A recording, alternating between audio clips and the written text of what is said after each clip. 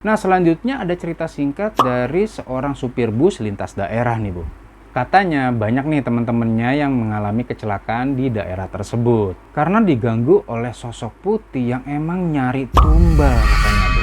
Jadi katanya gini, temennya itu yang pernah berhasil selamat dari kecelakaan sekitar jam 1 itu melintas ke daerah tersebut. Nah, tiba-tiba ada nih satu perempuan yang menyetop mobil tersebut. Ya karena dipikir itu adalah sewa, maka berhentilah bis ini menepi untuk mengangkut si perempuan itu. Lebih-lebih sewa pada saat itu katanya nggak terlalu banyak, nggak sampai full lah. Setelah perempuan itu naik, maka dia mencari bangku kosong. Kebetulan bangku yang kosong itu adanya di belakang nih, Bu. Sekitar 2 shift dari belakang lah, di sebelah kiri dari supir. Ya kemudian bis ini jalan lagi dong. Nah biasanya tuh kan nggak lama si kernet ini kan nyamperin tuh buat minta ongkos. Semuanya normal, Bu. Tapi setelah 15 menit kemudian suasana hening nih. Ya semuanya pasti tidur, termasuk kernet dong. Nah tahu-tahu si perempuan ini itu nyamperin supir. Dia duduk di bangku busa yang biasanya buat nutupin mesin itu, Bu, yang ada di samping supir. Ya supir pasti seneng dong karena ada yang nemenin, ya nggak? Lebih-lebih yang nemenin cewek.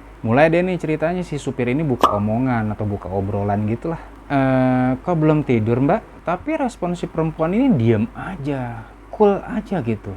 Nah, si supir ini sempat ngelirik nih. Cantik sih, tapi kelihatan dingin katanya. Terus dia mandangin ke depan aja tanpa ngelihat si supir sedikit pun. Padahal kan tadi ditanya ya. Nah, si supir masih tetap positive thinking. Mungkin dia nggak denger kali apa yang ditanya. Kan mesin berisik. Di bawah itu kan biasanya mesinnya itu berisik tuh, yang tempat duduk busa itu. Makanya si supir ini inisiatif untuk nanya lagi nih, tapi sedikit suaranya agak kencang.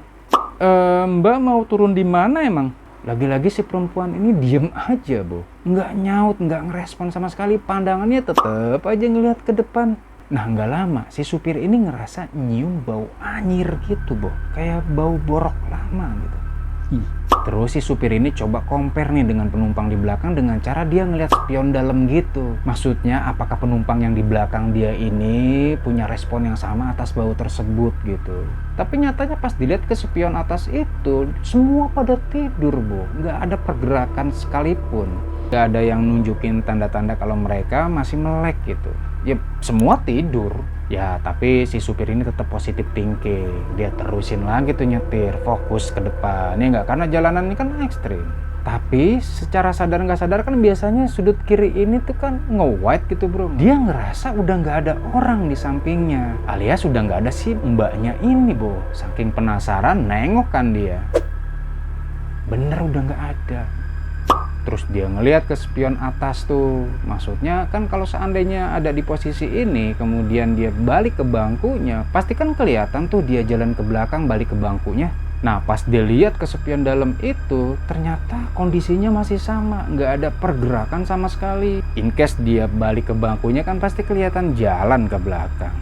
Masih aja positif thinking nih. Akhirnya dia balikin lagi konsentrasinya ke depan buat nyetir. Tiba-tiba, Bu, si mbaknya itu nemplok di depan kaca mobil. Si supir langsung kaget dan panik, terus banting setir ke kiri. Sampai akhirnya bus itu masuk jurang, Bu. Nah entah gimana cerita selanjutnya, tiba-tiba si supir ini katanya sadar sudah ada di rumah sakit. Tepatnya udah ada di rumah sakit Kendal katanya. Nah akhirnya si supir dapat info dari polisi yang datang ke sana untuk melakukan interogasi soal kronologi kejadian kecelakaan itu. Sebab polisi bilang kalau seluruh penumpang termasuk kernet sudah meninggal. Dan hanya si supir inilah yang bisa dijadikan sebagai saksi. Heboh dan nih berita, Bu. Nah beberapa pakar spiritual mengatakan bahwa kejadian itu akibat dari efek penumbalan dari orang yang sudah melakukan perjanjian gaib dengan bangsa jin. Ya ini terlepas dari prasangka buruk ya, Bu. Biasanya kan dari kejadian itu ada aktor yang diuntungkan, ya nggak? Menurut kalian siapa nih orang yang diuntungkan itu? Komen di bawah. Cerita selanjutnya ini tentang warung gaib. Sebut saja Mas Angga namanya. Dia menuturkan cerita ini di kisah Tanah Jawa, Bu. Mas Angga ini tinggal di Lampung. Ceritanya dia ingin pergi ke Malang menggunakan mobil. Kebetulan karena suatu sebab akhirnya dia harus nyetir sendiri dan pergi sendiri ke Malang tersebut. Kejadiannya sekitar 2016, baru kemarin bro. Ya jadi saat itu tol Trans Jawa itu baru sampai Brebes kan, belum sampai Probolinggo di akhir tahun 2022. Mengingat ini perjalanan pertamanya, maka ya mengandalkan Google Maps pada saat itu. Karena kan biar nggak kesasar, ya seperti kalian kan. Akhirnya Mas Angga ini mulai masuk nih ke wilayah Batang. Tapi sebelum masuk ke area hutan, Mas Angga nih ngelihat ada pom bensin yang masih buka. Ya memang pom bensin itu 24 jam kan yang kita tahu kan sebelum masuk ke wilayah Alas Roban atau hutan Alas Roban itu. Ya akhirnya Mas Angga coba mampir dulu nih, sekaligus buat ngisi bensinnya biar full. Nah setelah masuk pom, akhirnya Mas Angga ini ngebuka dah tuh tangki bensinnya. Kemudian meminta pada si Mas Pom ini untuk isi full. Nah si Mas Pomnya ini bilang, dari nol ya Pak? Sama-sama Mas. Cah, dikata lebaran. Tapi beneran Bo, karena si Mas Pomnya ini ngelihat plat seri mobilnya Mas Angga adalah BE. Sementara kan kalau orang daerah situ plat nomornya G. Ya akhirnya Mas Angga bilang kalau dia hendak menuju Malang. Dan ini merupakan perjalanan perdananya dia katanya mengandalkan Google Maps. Ya si Mas Pomnya ini ngangguk-ngangguk dan akhirnya ngasih saran sama Mas Angga. Sebaiknya sebelum nerusin perjalanan Pak, ya ngasok-ngasok dulu, istirahat dulu. Kalau mau pipis, pipis. Kalau mau buang air besar, buang air besar. Intinya istirahat aja dulu lah. Karena ketika nanti sudah masuk ke dalam hutan, jangan sampai berhenti. Dibilangnya begitu. Meski atau in case kebelet pipis, ya Mas Angga sih iya aja ya. Dia berpikir secara logis lah. Sebab hutan Alas Roban itu kan masih sepi. Ya bener juga kata Mas Pomnya ini. Kalau dia berhenti tiba-tiba di hutan kayak begitu kan yang ditakutin kan bajing loncat, garong, perampok. Nah tapi nggak tahu kenapa Mas Angga ini memang bandel ya. Setelah bensin terisi penuh, ya dia main langsung nerusin jalan aja. Mungkin pikiran dia biar cepet sampai gitulah. Capek kan? Dilanjut dan nih dia. Selang beberapa menit ya kemudian dia memasuki daerah hutan Alas Roban, Bu. Tadinya sih emang nggak punya pikiran macem-macem sih sebelum dengerin dari si Mas Pomnya ini. Ya diceritain gitu sama Mas Pomnya, tiba-tiba kan tersuges, dia punya pikiran macem-macem kan. Tiba-tiba bulu kuduknya pada pargoy nih. Belum lagi kakinya itu naik turun.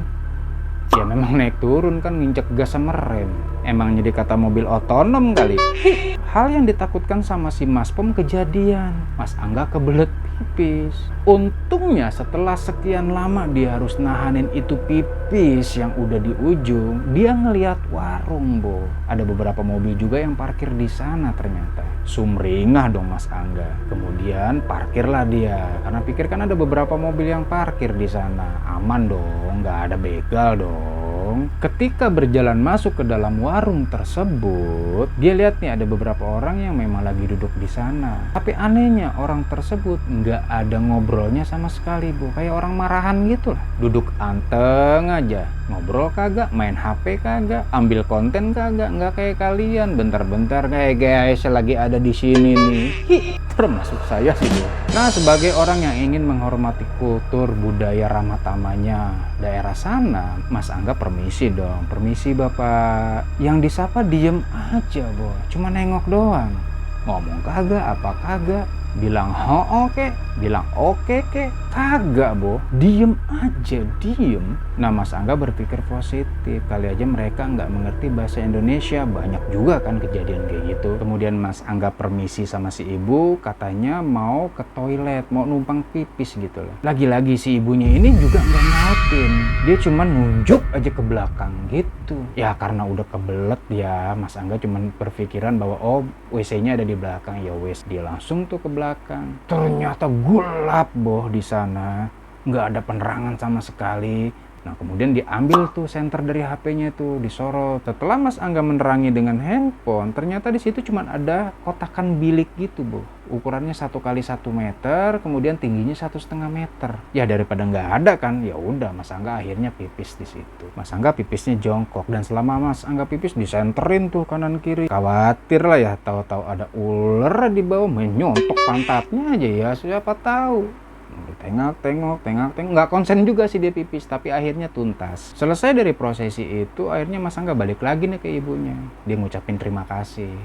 Nah karena merasa nggak enak, dia udah numpang pipis doang, ya dia beli dah tuh aqua botol yang 1 literan. Itu dia beli 2. Terus kemudian setelah ibunya itu ngasih, dia nanya, berapa bu? Ibunya lagi-lagi nggak ngomong, cuman bilang, ya udah ini Mas Angga ngasih duit 10 ribuan tuh. Kan nggak mungkin dong begini dia 100 ribu.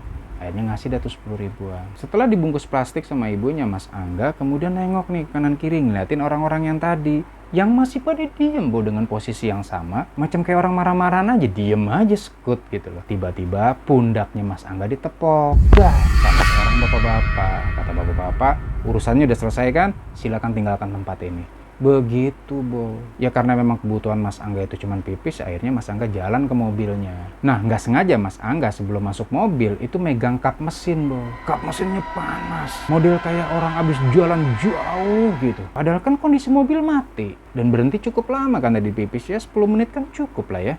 Ditambah udara kan dingin, tapi tetap dia masih berpikir positif. Akhirnya dia masuk mobil tuh, dia jalan dah tuh.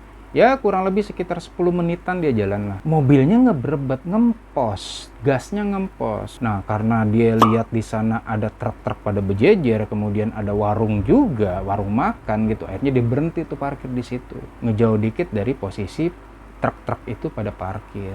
Kemudian dibukalah kap mobilnya, cetek. Setelah dicek-cek kondisinya, memang mesinnya panas Bu. Kemudian dia cek nih air radiator nih menggunakan kanebo. Mungkin ketika air radiator ini diganti, mobilnya agak adem kali ya. Dia ambil dah tuh aqua yang tadi dibeli sama si ibu di warung. Setelah dimasukkan ke dalam air radiator, kan tumpah-tumpahan tuh biasanya air lamanya. Ternyata kena mesin, ngebul Bu.